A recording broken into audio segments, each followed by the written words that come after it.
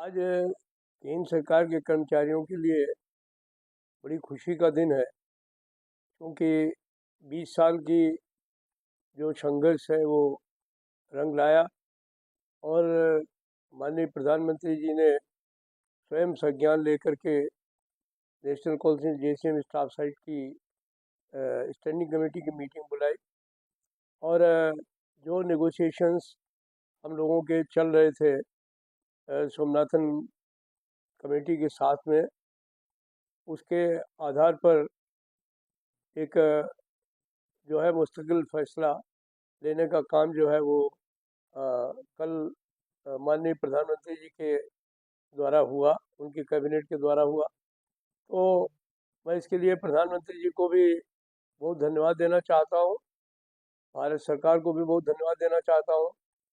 और जो सोमनाथन जी हैं जो अभी कैबिनेट सेक्रेटरी होने वाले हैं, लेकिन उनकी कमेटी को भी मैं बहुत धन्यवाद देना चाहता हूँ। तो कल कैबिनेट ने अप्रूवल दिया है, उसमें जो हमारी मांग थी सबसे बड़ी कि हमें सैलरी का 50% और उसके ऊपर महंगाई राहत चाहिए, तो वो फैसला जो है वो कैबिनेट ने करने का काम किया है। 12 महीने के औसत वेतन के आधार पर जो भी बेसिक पे बनेगी, उसका आधा पैसा जो है वो अब रिटायरमेंट के समय पेंशन के रूप में मिलेगा और डीएनएस रिलीफ भी मिलने का काम होगा।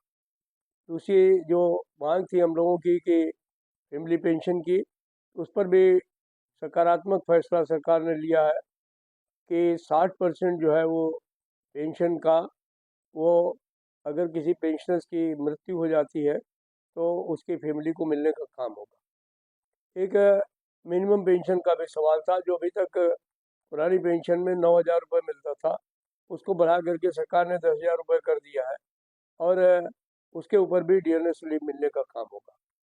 अगर जो लोग रिटायर हो चुके हैं 1 जनवरी 2004 के बाद के भर्ती लोग, उनको भी United pension unified pension scheme के अंतर्गत लाने का काम होगा।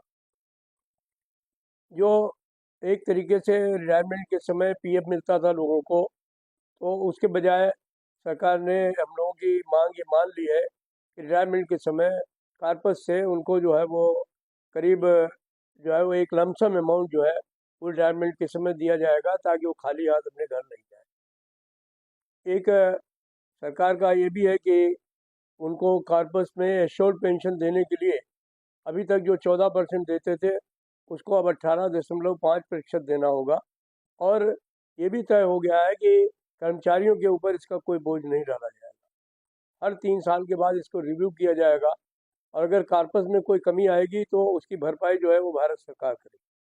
तो एक तरीके से देखा जाए तो हम समझते हैं कि तमाम जो मांगे हम लोगों ने सरकार के सामने रखी थी, कमेटी के सामने रखी थी, उनको उन्होंने स्वीकार करने का काम किया है और इससे केंद्र सरकार के 23 लाख कर्मचारियों को लाभ होगा। देखिए, जहाँ तक ऑल इंडिया रिलायंस फेडरेशन का सवाल है, हम लोग फ्री, डेमोक्रेटिक और इंडिपेंडेंट ट्रेड यूनियन के लोग हैं।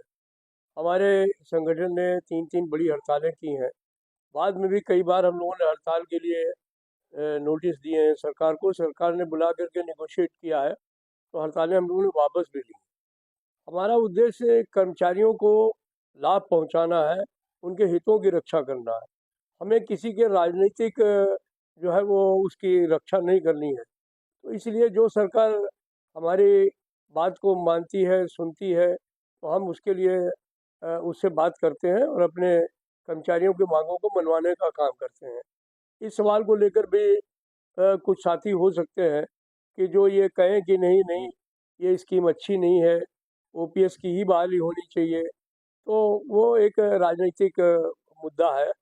मैं उसके बारे में कुछ नहीं कहूँगा। मैं तो एक ही बात जानता हूँ कि जो हमारे कर्मचारी साथी हैं, उनको जो मिलना चाहिए था वो उनको दिलवाने का काम हम लोगों ने किया है और वो लोग इस फैसले से काफ़ी खुश हैं। अगर 90% हमारा वो बच्चा और बच्ची जो 1 जनवरी 2004 के बाद अपने सरकारी कर्मचारी के तौर पर आया है, आज उसको जो 4,000 रुपये 5,000 रुपये पेंशन लेकर के जा रहा था, उसको उसकी सैलरी का आधा पैसा पेंशन के रूप में मिलेगा, डीएनएस रिलीफ मिलेगा तो मैं समझता हूँ इससे ज़्यादा सुकून कुछ नहीं हो सकता। तो इसलिए कुछ विघ्न संतोषी लोग हर जगह रहते हैं, यहाँ पर भी कुछ ऐसी बातें होती रहेंगी, लेकिन मैं जानता हूँ कि जो हमारे कर्मचारी साथी हैं वो उनको संतोष है और वो इस फैसले से खुश हैं। तो हम तो अपने कर्मचारियों के प्रतिनिधि हैं, हम किसी राजनीतिक दल के प्रतिनिधि नहीं हैं। हम तो यही जानते हैं कि जो उनके हक में होगा हम वही करेंगे और उनके लिए हमेशा संघर्ष करते रहे। भविष्य में भी अगर कोई ऐसी समस्या आएगी तो भविष्य में भी संघर्ष की बात करेंगे। बाकी ज़बरदस्ती जो है वो लड़ाई लड़ना, अपने कर्मचारियों को जो है वो किसी उनमें फंसाना, ये हमारे क्षेत्र में नहीं है, हमारे संगठन के क्षेत्र में नहीं है। हम इसलिए राजनीतिक बात और वो जो इस तरीके की चीज़ें हैं विरोधाभास में नहीं जाएंगे। जो इसका सकारात्मक पहलू है वो यही है कि जो डिफाइंड पेंशन सिस्टम के अंदर तमाम चीज़ें थी उनको सरकार ने स्वीकार किया है और जो उसका लाभ है वो हमारे कर्मचारियों को मिलेगा, इससे उनको पूर्ण संतुष्टि है।